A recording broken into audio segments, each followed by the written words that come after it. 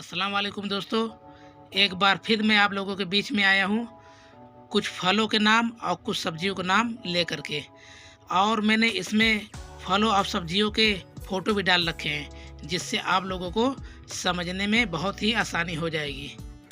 आप अपनी याददाश्त के लिए इसको एक कॉपी पर लिख कर भी रख सकते हैं। तो चलिए मैं अपने वीडियो को शुरू करता हूँ।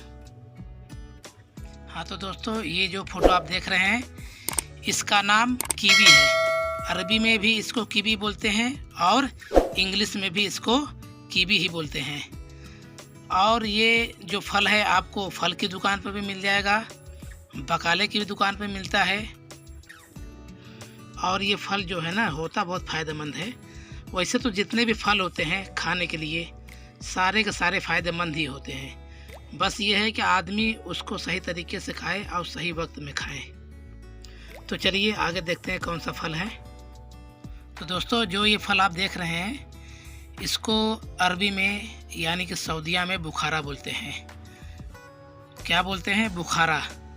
और ये एक फल है, ये आपको फल की दुकान पर भी मिलेगा और खुदार की दुकान पर भी मिलेगा। वैसे तो दिखने में ये बिल्कुल अंगूर जैसा लगता है, जैसे ब्लैक अंगूर होता है वैसे बिल्कुल दिखता है, लेकिन ये अंगूर की साइज़ से कुछ काफ़ी बड़ा होता है। आप अगर इसको जाकर फल की दुकान पर देखेंगे तो आपको समझ में आ जाएगा कि यह कितना बड़ा होता है। तो चलिए आगे देखते हैं क्या है, फल है कि सब्जी है।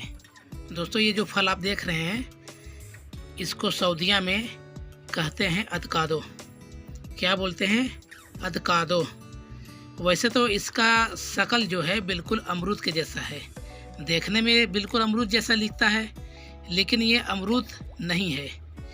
ये भी एक फल है, इसको सऊदी खाते हैं। और ये आपको फल की दुकान पर और खुदार की दुकान पर यानी सब्जी की दुकान पर मिल जाएगा। चलिए तो ठीक है, आगे देखते हैं क्या है।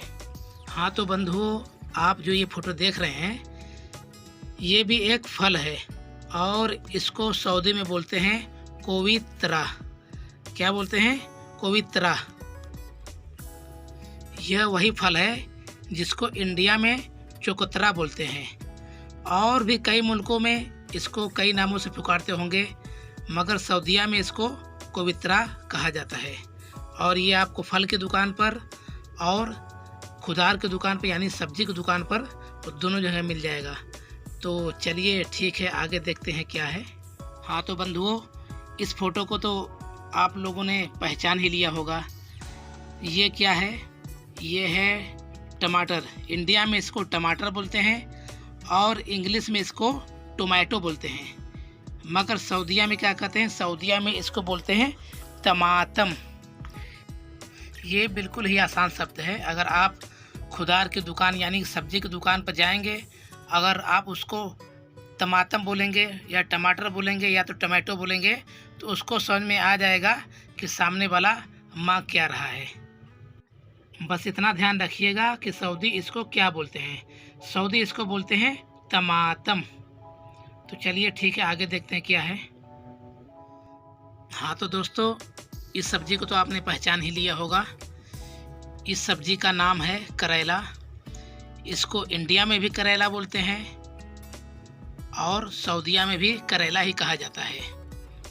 और ये जो सब्ज़ी है ना, ये बहुत ही मुफीद और बहुत ही फ़ायदेमंद सब्ज़ी है। वैसे तो इसे बनाने में बहुत ही मेहनत दरकार होती है, मगर जब ये एक बार बन जाता है ना तो खाने में भी मज़ा बहुत आता है।